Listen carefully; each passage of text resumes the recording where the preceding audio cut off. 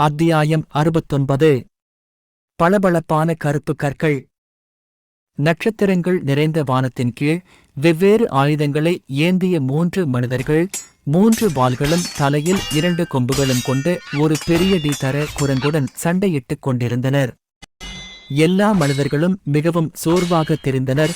அவர்களின் உடலில் நிறைய காயங்கள் காணப்பட்டன. ஆனால் இவ்வளவு பாதகமான சூழ்நிலைக்கு முன்பும் அவர்களின் முகங்கள் ஒரு உறுதியான வெளிப்பாட்டை காட்டின. அவர்களின் மனதில் ஒரே ஒரு எண்ணம் மட்டுமே இருந்தது. எதுவாக இருந்தாலும் இந்த குரங்கை நாம் வீழ்த்துவோம். இதற்கு காரணம், கொம்புள்ள குரங்குக்கு பின்னால் இருந்து ஒரு மரத்தின் உச்சியில் இருந்து பலவீனமான தோற்றமுடைய நீல நிறக்கிளை. அமைதியான காட்டுக்குள் உலோகம் சதையை தாக்கும் சத்தம் கேட்டபோது சண்டை இறுதியாக அதன் உச்சக்கட்டத்தை நெருங்கிக் கொண்டிருந்தது. அப்போது மனிதர்களில் ஒருவர் கொம்புள்ள குரங்கை ஒரு பெரிய அடியால் அடித்தார். பரபரப்பான சூழ்நிலைக்கு மத்தியில் பழுப்பு நிற ஆடைகளை அணிந்த ஒரு உருவம் அருகிலுள்ள மரத்தின் உச்சியில் அமர்ந்திருந்தது. அந்த உருவத்தின் இடது காதைச் சுற்றி ஒரு அழகான வெண்மையான ஒளி தெரிந்தது. அந்த உருவம் மனிதர்களைப் பற்றியோ அல்லது கொம்புள்ள குரங்கைப் பற்றியோ கவலைப்படவில்லை. அது ஏதோ ஒன்றை கண்டுபிடிக்க முயற்சிப்பது போல் குறுகுறுப்பான கண்களுடன் சுற்றி பார்த்தது. அந்த உருவம் கபிலன். கருப்பு குளத்தை விட்டு வெளியேறிய பிறகு அவன் நேரடியாக தனது அடுத்த தேடுதலை நோக்கி ஓடத் தொடங்கினார். இறுதியாக 2 நாட்களுக்குப் பிறகு 2வது தங்கக்குறி இருக்க வேண்டிய இடத்தில் அவன் தோன்றினான். அந்த மனிதர்களுக்கு உதவும் மனநிலையில் அவன் நிச்சயமாக இல்லை. அந்த மனிதர்கள் அசுரனுடன் சண்டையிட்டுக் கொண்டிருந்த இடத்தில் தங்கச் சிலுவை அடையாளம் மட்டும் இல்லை என்றால் அவன் இந்த இடத்தில் வந்திருக்கவே மாட்டான். பறந்து கொண்டிருந்த பியா மேலிருந்து சுற்றி பார்த்து திடீரென்று கபிலனின் தலைக்குள் பேசினாள். மானாவை உமிழும் ஒரு நீல நிறக்கிளையை என்னால் பார்க்க முடிகிறது. அது அசிங்கமான குரங்குக்குப் பின்னால் இருக்கும் ஒரு மரத்தின் உச்சியில் உள்ளது. பியாவின் வார்த்தைகளை கேட்டதும் கபிலன் தலையசித்தான். தனக்கு முன்னால் நடந்த சண்டையின் காரணத்தை புரிந்து கொண்டான். அந்த கிளையை நாமளே எடுத்துப்போம். கஷ்டப்பட்டு சண்டை போடுபவர்களை தொந்தரவு செய்யாதே. புதையலை எடுத்த பிறகு நாம் கிளம்ப வேண்டும். மற்றவர்களை தொந்தரவு செய்ய வேண்டிய அவசியமில்லை.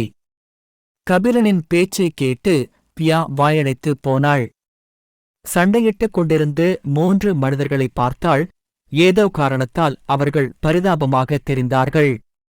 இங்க சண்டை போடுற எல்லாத்துக்கும் ஒருத்தன் விபூதி அடிக்க போறான். அது தெரியாம இவனுங்க சண்டை போட்டுட்டு இருக்காங்க. அவள் பெருமூச்சு விட்டாள். உலகம் மிகவும் நியாயமற்றது. சரி, ஒருவேளை அவளும் அதையே செய்திருப்பாள். ஆனால் கபிலன் இன்று அதிகமாக நடந்து கொண்டான். குறைந்தபட்சம் அந்த மனிதர்களிடம் சொல்லுங்கள். அவர்கள் தங்கள் உயிரை பணயம் வைத்து போராடும் விஷயத்தை நீங்கள் எடுத்துக்கொள்கிறீர்கள். அல்லது குறைந்தபட்சம் உங்கள் மனதில் புற்று உணர்வாக இருக்கிறதா?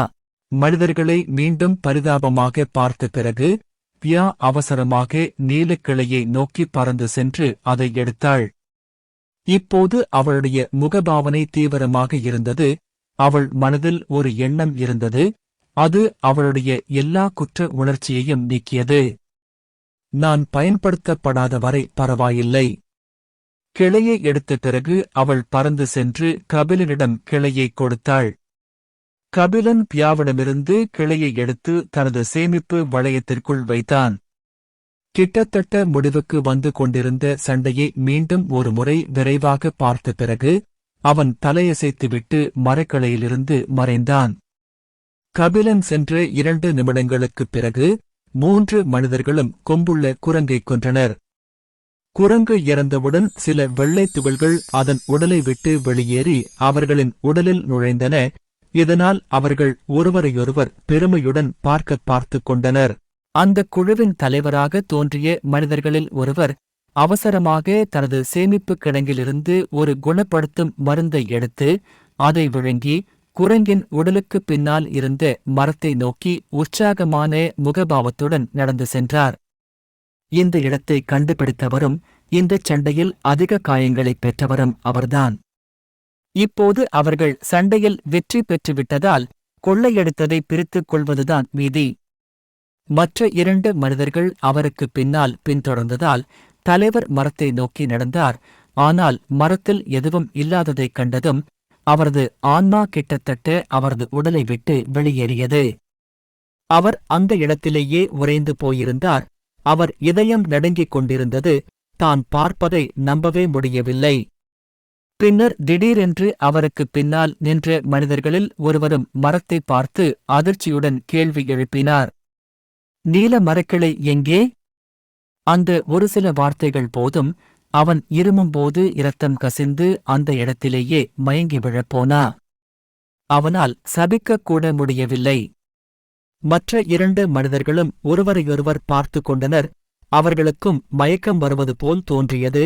ஆனால் அவர்களின் சூழல் ஆபத்தானதாக இருந்ததால் அவர்கள் தங்கள் உந்துதலை அடக்கி அதிர்ச்சியால் மயக்கம் அடைந்ததாக தோன்றிய தங்கள் தலைவரை தரதரவென்று இழுத்துச் சென்றனர். அவர்கள் இரத்தக் கண்ணீர் வடித்தனர். நிச்சயமாக அந்த நீலக்கிளை காற்றில் மறைந்துவிடவில்லை என்பது அவர்களுக்குத் தெரியும். அவர்கள் கொம்புள்ள குரங்குடன் சண்டையிடும்போது வேறு யாராவது அதை எடுத்திருக்கலாம். அவங்க பழிவாங்க விரும்பினாங்க. ஆனா யாரை பழி வாங்கணும்னு அவங்களுக்கு தெரியாது. நீலக்கிளையை எடுத்த ஆளை அவங்க பார்க்கவே இல்ல. அவர்கள் அதை பற்றி எவ்வளவு அதிகமாக யோசிக்கிறார்களோ அவ்வளவு அதிகமாக அவர்களின் கன்னங்களில் கண்ணீர் வழிந்தது.